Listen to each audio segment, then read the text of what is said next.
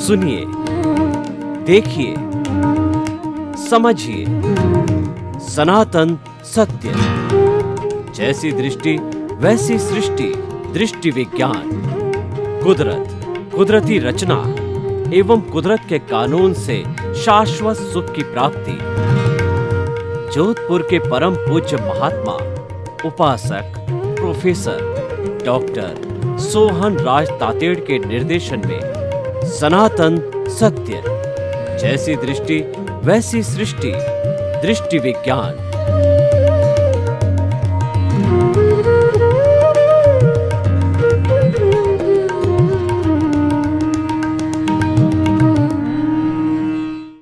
भाइयों और बहनों, मातृशक्ति को नमन। आज का हमारा अति उत्तम बहुत सुंदर विषय पदार्थवादी दृष्टिकोण। इसका अर्थ ये हुआ कि जो पौद्गलिक पदार्थ है, जड़ पदार्थ है, जो कि हमारे लिए एक साधन का काम करता है, जिससे हमको रोटी, कपड़ा, मकान, शिक्षा, चिकित्सा ये सुविधाएं प्राप्त होती है, और जो हमको समाज में एक अच्छी पहचान देता है, और जो आदमी इससे परे, नीड से परे चले जाता है, ग्रीड में भी चला जाता है, तो वह उसके अंदर सब रोल पदार्थ का है। देखिए, किसी के पास धन होता है तो वो धनवान कहलाता है, किसी के पास में बड़ा खेत होता है तो वह भी धनवान व्यक्ति कहलाता है। ज्वेलरी है और जो मकान है, और उसके बाद के अंदर उनके पास के अंदर प्लॉट है वगैरह, यानी धन दौलत वाला व्यक्ति जो है वह कुबेरपति कहलाता है। और लेकिन ये सारा आकर्षण है, ये पदार्थ का आकर्षण है।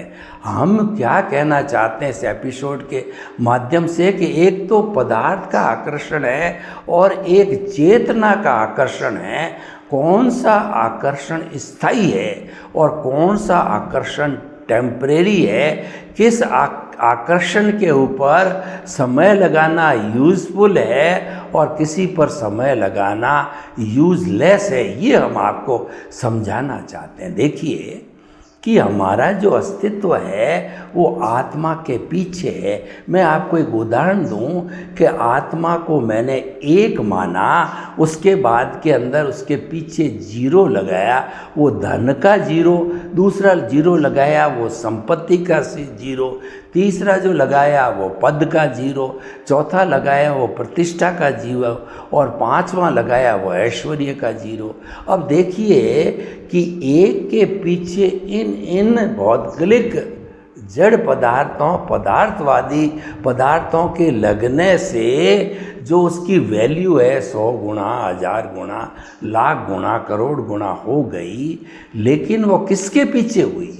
वह एक के पीछे हुई। तो अब मैं एक को काट देता हूँ और पीछे 5 जीरो बचे, तो बताइए कि इसका कोई जो वैल्यू है क्या? उसकी वैल्यू बिग जोर है। तो हम ये क्या कहना चाहते हैं, एक के पीछे वैल्यू है, लेकिन हम भूल क्या करते हैं? मूल में भूल क्या है कि जो एक नंबर का इंजन है उसको तो वैल्यू देते नहीं, उसके पीछे जीरो जीरो करके जो डब्बे हैं उसकी वैल्यू जो है बढ़ा देते हैं। ये पदार्थ वाली दृष्टिकोण है। यानी हमारा जो शोहरत बढ़ा रहा है, ऐश्वर्य बढ़ा रहा है, हमारा पद बढ़ा रहा है, हमारी प्रतिष्ठा बढ़ा रहा है, हमारे लोभ को बढ़ा रहा है और हमारी हवस को बढ़ा रहा है, उसको तो हमने प्रायोरिटी दे ली। लेकिन ये हमारे में अज्ञान है। ये सारे पदार्थ है शरीर के साथ में समाप्त होने वाले हैं। जो साथ में जाने वाला है ज्ञान दर्शन रूपी मूल आत्मा है, और उसके साथ के अंदर कॉजल बॉडी रूपी अज्ञान है, और इनको दोनों को धक्का देने वाला हमारी प्रतिष्ठित आत्मा है, जिसको कि हम तेजस शरीर कहते हैं। क्योंकि जो हमारी मूल आत्मा है, जो कि मुक्ति में जाने वाली है और मोक्ष स्वरूप है, आज अज्ञान जीरो कर दो, ये आज ही मुक्ति में जा सकती है। इसके अंदर कोई भी सुधार करने की करेक्शन करने की, इसको शुद्ध बनाने की कोई आवश्यकता नहीं है। अज्ञान को इरेज करना है, अज्ञान को ज़ीरो करना है। तो भाइयों और बहनों, हम ये बताना चाहते हैं कि ये सारा पौद्गलिक मूल्यवान जड़ पदार्थों का जो दृष्टिकोण है वो पदार्थ वाली दृष्टिकोण है। लेकिन ये शरीर गया तो जब शरीर को भी जला दिया जाता है तो बताइए धन दौलत पद प्रतिष्ठा ऐश्वर्य संबंध सत्ता संपत्ति उसकी कैसे रहेगी? क्योंकि उस आत्मा ने तो दूसरी जगह जन्म ले लिया। और हम आपको बताना चाहते हैं, क्या किसी के माता पिता ने गुजर गए हैं, दादा दादी नाना नानी गुजर गए हैं, तो किसी ने आकर के आपको बताया कि तू कैसे है और मैं उस स्थिति में हूँ, आपका हाल चाल किसी ने पूछा क्या? नहीं पूछा गया। इसका मतलब ये जो हमारा शरीर है पिछले जन्म के कर्म के भुगतान के लिए है, ये एक हिसाब मात्र है, ये एक डेबिट है क्रेडिट है, ये लेना है देना है। ये हमारे घर के अंदर बेटे पति पत्नी और जो है पोते वगैरह जितने भी है, ये हमारे व्यवहार जगत का हिसाब है। कोई हमसे लेने आई है, कोई हमको देने आई है। पिछले जन्म में हमने किसी से लिया है, वो इस जन्म में लेके जाएगी, और पिछले जन्म में किसी को हमने दिया है तो यहाँ हमको देके जाएगी, आदर देके जाएगी, सम्मान देके जाएगी। और जिसके साथ हमारी कटुता रही है पूर्व जन्म के अंदर, वो हमारा तिरस्कार देगा। बेटा होते हुए भी वो गालियाँ देगा, उसको पिता समकक्ष नहीं मानेगा और उसको कोई रेस्पेक्ट नहीं देगा, जबकि उसको पाल पोड़ कस के 50-60 वर्ष का माता पिता ने किया। तो भाई और बहनों, हम आपको बताना चाहते हैं कि पदार्थवादी दृष्टिकोण जो होता है वह मात्र टेम्परेरी होता है। चाहे आप दृष्टिकोण रखो, ये मैं नहीं कहता हूँ। मैं आपको एक बात बताता हूँ, ये पदार्थ वाली दृष्टिकोण इन दिनों में अधिक क्यों हो गया, जबकि पिछले 30, 40, 50 अधिकतम 50 वर्षों के अंदर पदार्थवादी दृष्टिकोण इतना नहीं था, उसको मात्र साधन रूप में माना जाता था। पूछ ले जो हमारे कुछ पुराने जो लोग हैं वो कहा करते थे कि पैसा हाथ का मैल है और पैसा हमारे लिए, हम पैसे के लिए नहीं है। पर आज लोग ये कहते हैं कि पैसा इस भौतिक जगत का ईश्वर है, पैसा है तो सब कुछ खरीदा जा सकता है। पैसे के बल पर वो अहंकार करते हैं और वो लोगों का तिरस्कार करते हैं, अपने आप को बड़ा बताते हैं, सुपीरियरिटी कॉम्प्लेक्स करते हैं, प्रदर्शन करते हैं और बेचारे गरीब लोगों का शोषण करते हैं। तो भाई और बहनों, ऐसा अन्याय कब होता है? जब पदार्थवादी दृष्टिकोण होता है। मैं आपको एक उदाहरण देना चाहता हूँ। आज से 20, 30, 40, 50 साल पहले जो अगर आप एक प्रकार से जो है परिधि खींचो, यानी सर्कल खींचो, तो उसका एक केंद्र होगा। एक सर्कल का एक ही केंद्र होता है। केंद्र के अंदर पुराने ज़माने में गुणी पुरुष थे, आत्मा को स्थान दिया जाता था, सदाचार को स्थान दिया जाता था, मूल्यों को, ईमानदारी को स्थान दिया जाता था और गुणों को स्थान दिया जाता था। उससे हमारी परिधि है वो कंट्रोल, धन दौलत ऐश्वर्य पद सत्ता प्रतिष्ठित रूपी जो परिधि है, जो पौद्गलिक जड़ पदार्थों की थी, वो जो है नियंत्रण में रहती थी।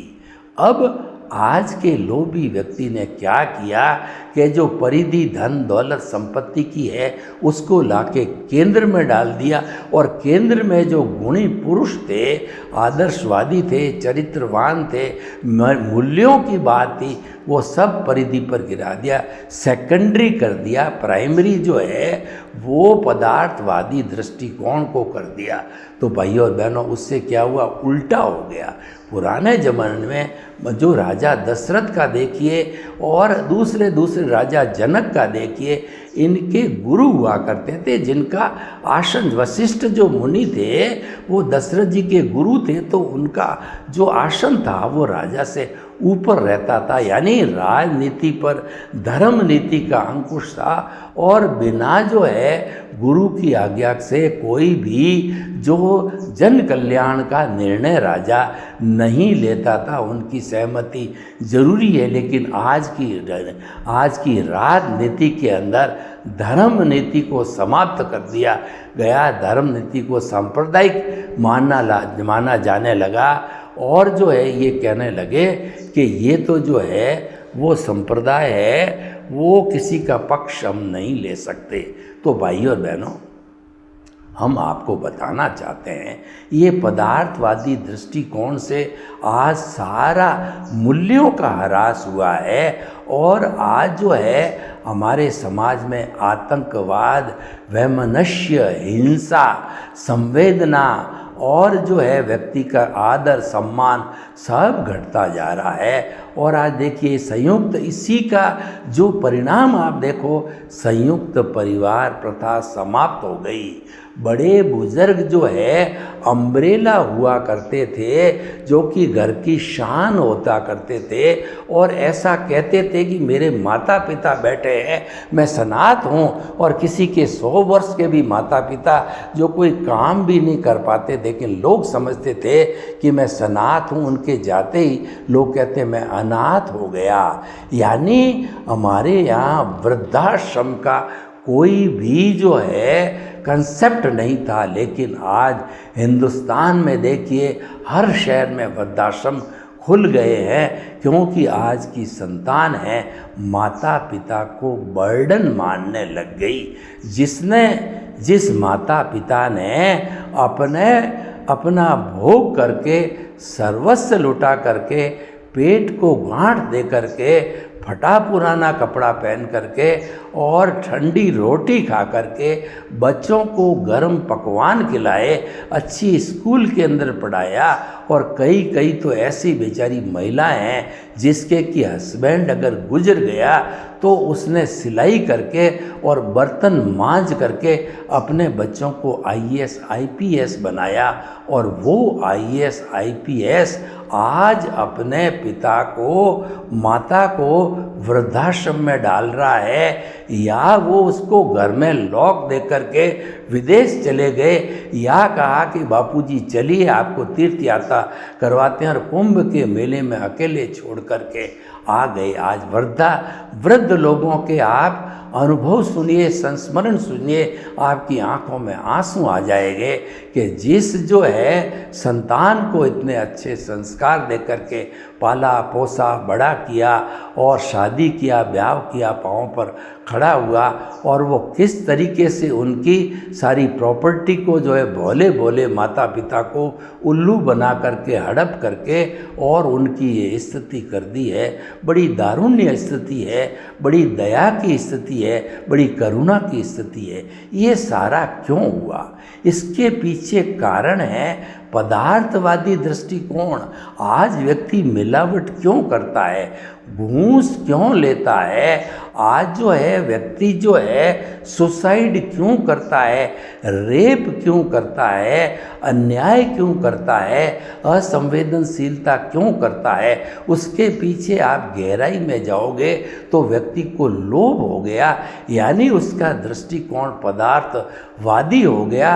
वो धन के पीछे पागल बन गया है। उसको ये पता नहीं है कि धन कुछ है पर सब कुछ नहीं है। उसने उस धन को जो है सब कुछ मान दिया। और समाज ने एक बड़ा गलत काम कहना चाहिए, अनीति का काम करके समाज ने एक क्या गलती कर दी कि जो है धन दौलत को जो है वो समृद्धि का कहिए या समाज के अंदर बड़े लोगों का मापदंड बना दिया, तो सभी उसके पीछे भागने लग गए। तो हमें क्या करना है? हमें आज के युग में उस पदार्थवादी दृष्टिकोण को बदल करके चेतनावादी दृष्टिकोण बनाना चाहिए। चेतनावादी दृष्टिकोण क्या करता है कि वो कहता है कि साईं इतना दीजिए जामे कुटुंब समाए, मैं भी भूखा न रहूं और साधुन भूखा जाए। हे मेरे भगवान, हे मुझे प्रभु, मुझे आप इतना देना कि मैं भूखा नहीं रहूं, परिवार भूखा नहीं रहे, और कोई भी अतिथि आ जावे, समाज का काम आ जावे, तो मैं उसको हाथ का उत्तर दूं, मुंह का उत्तर नहीं दूं, इतना सक्षम मुझे अवश्य बना देता। ये चेतना का दृष्टिकोण है।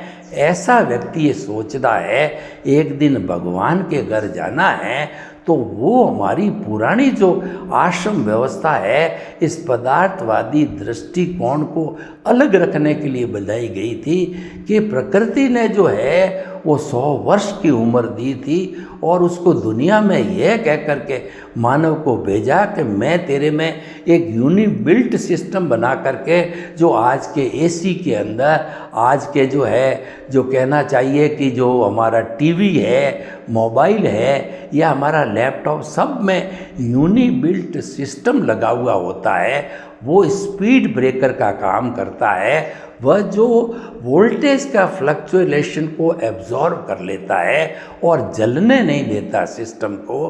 तो ऐसा इम्यून सिस्टम बना करके यह आशीर्वाद के साथ में कुदरत ने हमारे को जन्म दिया कि तुम मेरे कुदरती नियमों को, प्राकृतिक नियमों को पालन करते रहोगे, 100 वर्ष तक जियोगे। 25 साल पहले समाज की व्यवस्था बनी कि प्रथम 25 साल जो है वह ब्रह्मचर्य आश्रम होगा। गुरुकुल शिक्षा प्रणाली में प्रथम 25 साल में बच्चे गुरु के आश्रम में जाकर के, और ब्राह्मण, क्षत्रिय, वैश्य, शूद्र अपने अपने हिसाब की शिक्षा लेके 25 साल में गुरु कहते हैं अब तुम्हारी शिक्षा संपन्न हो गई है, मैंने तुम्हारे को विद्या अर्जन और विनय का पाठ पढ़ाया है, अब तुम गृहस्थ आश्रम में हमेशा सफल रहोगे।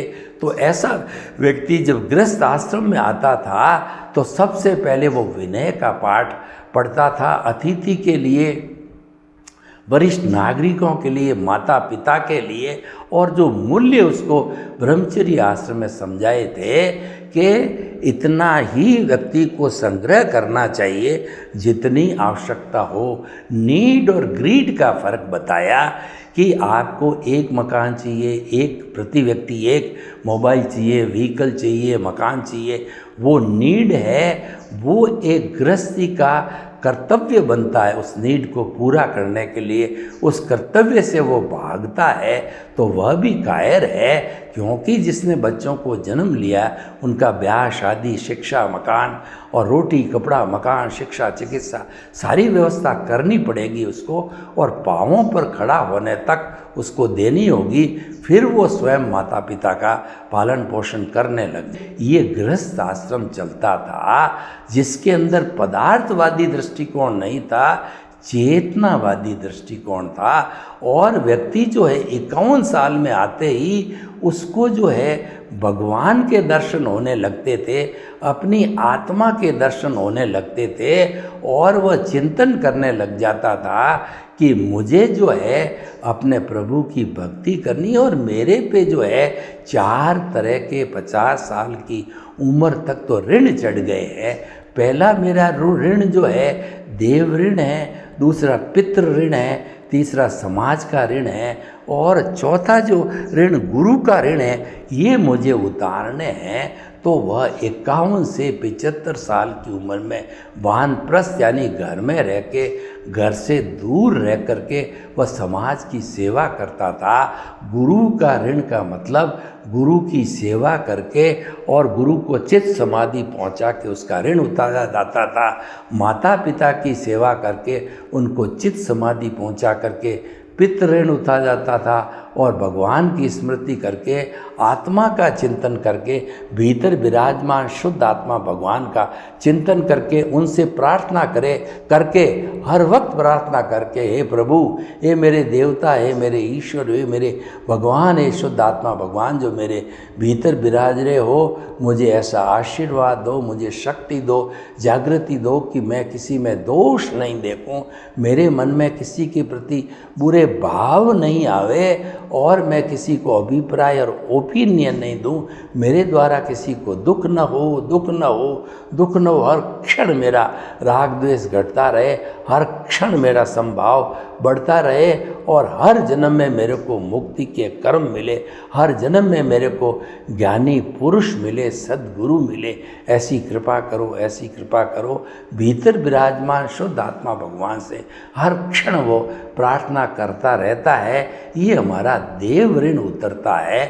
और जो चौथा ऋण होता है वो देव ऋण, पितृ ऋण, गुरु ऋण और समाज की वो सेवा करता था और निःशुल्क रूप से जो उसके पास हुनर था वो लोगों को दिया करता था। और अब तो खैर 75 साल की उम्र बहुत से लोगों को आती भी नहीं है, तो सन्यास और वानप्रस्थ मिक्स हो गया है। और वैसे आज के टाइम में सन्यास की कोई उम्र नहीं होती है। शास्त्रों में लिखा हुआ कि माँ के पेट मतलब गर्भ धारण करने से, जन्म लेने से वो 9 वर्ष का हो जब वो कोई भी धर्म को स्वीकार कर सकता है, सन्यासी बन सकता है।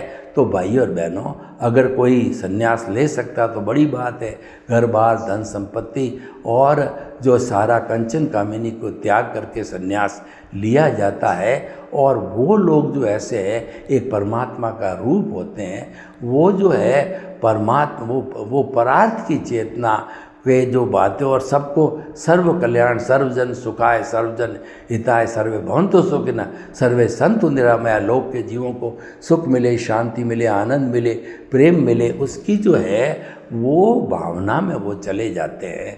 तो इस तरीके से भाई और बहनों, हम आपको बताना चाहते हैं पदार्थवादी अकेले पदार्थों के पीछे भागना और उसी का संग्रह करना, ये लोभ की वृत्ति, ये ग्रीड है। और ग्रीड के लिए कहा कि जो है वो इच्छा आकांक्ष समान अनंतिया, व्यक्ति की जो इच्छा होती है, तृष्णा होती है, वो आकाश के समान अनंत होती है।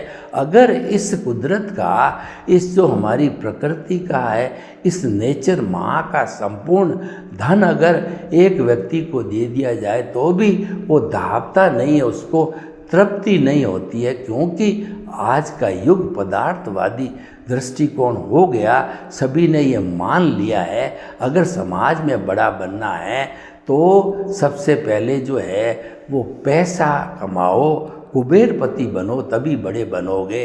लेकिन तो भाई और बहनों, ये गलत कॉन्सेप्ट है, इसके हमको जो हटाना पड़ेगा। और मानवीय मूल्यों की, सांस्कृतिक मूल्यों की, शैक्षणिक मूल्यों की, पारिवारिक मूल्यों की, ये हमें जो है ट्रेनिंग देनी पड़ेगी, अपने बच्चों को संस्कारित करना पड़ेगा। और ऐसे एपिसोड के माध्यम से जनता के बीच में जाना पड़ेगा हमारे को कि मात्र पदार्थ के पीछे मत भागो, संतुलन रखो। पदार्थ भी जरूरी है क्योंकि हमारे परिवार है, शरीर है, घर है, समाज है, जरूरी है। लेकिन जितनी आवश्यकता हो उतना ही किया जाए।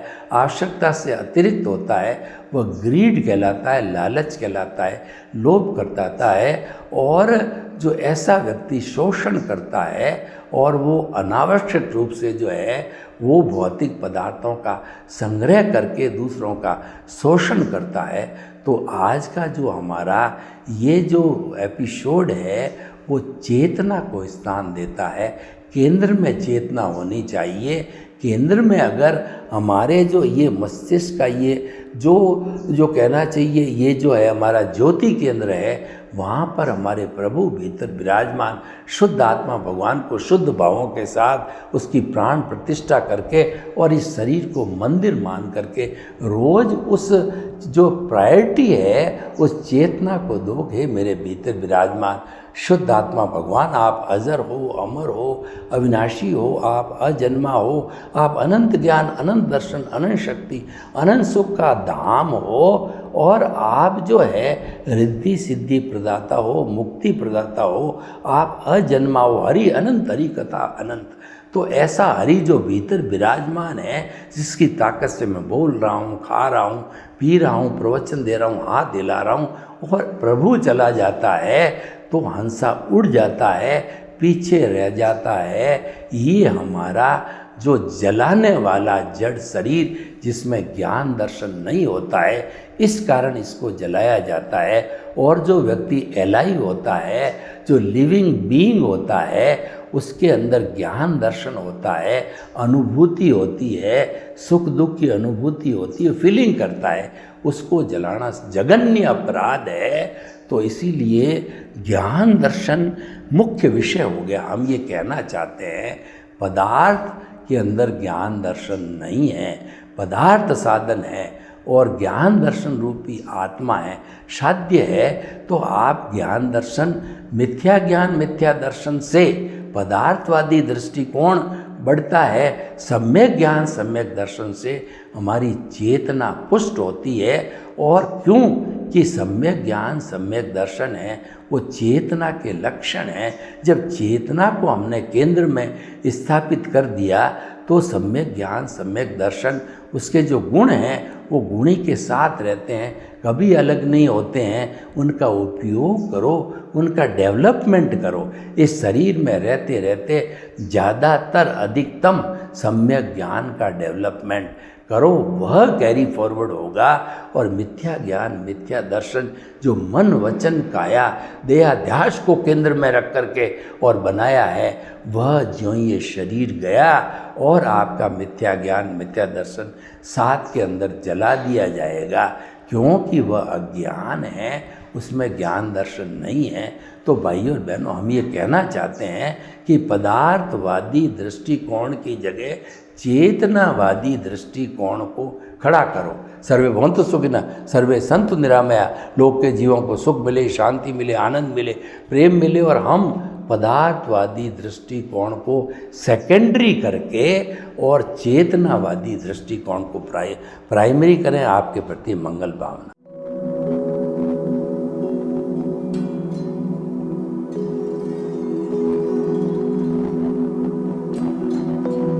एक ऐसा अंतर्राष्ट्रीय ख्याति प्राप्त मानव जो गुरु प्रेरणा से पिछले 20 वर्षों से वानप्रस्थ जीवन जीते हुए 24 घंटे मानवता की सेवा में संलग्न है। एक ऐसा मानव जो अभी राष्ट्रीय अंतर्राष्ट्रीय टीवी चैनलों पर 7,500 एपिसोड के माध्यम से सनातन सत्य, आत्मविज्ञान एवं पुनरुत्थान व्यवहार एवं निश्चय जगत के जीवनोपयोगी विषयों पर हृदय स्पर्शी प्रवचन कर चुका है। उस मानव का नाम है महात्मा उपासक प्रोफेसर डॉक्टर सोहन राज तातेड़। प्रोफेसर तातेड़ द्वारा योग, दर्शन, शिक्षा विषयों पर रचित पीएचडी स्तर के 250 शोध ग्रंथ भारत के 100 प्रतिष्ठित विश्वविद्यालयों में शोधार्थी पढ़ रहे हैं तथा वे सभी शोध ग्रंथ वहां की सेंट्रल लाइब्रेरियों में उपलब्ध हैं। महात्मा सोहन राज ने अभी तक हजारों स्कूलों, कॉलेजों, विश्वविद्यालयों एवं संस्थाओं में सेमिनार, वर्कशॉप, कैंप लगाकर लाखों विद्यार्थियों को योग, दर्शन, शिक्षा का प्रशिक्षण देकर उन्हें सुसंस्कारित किया।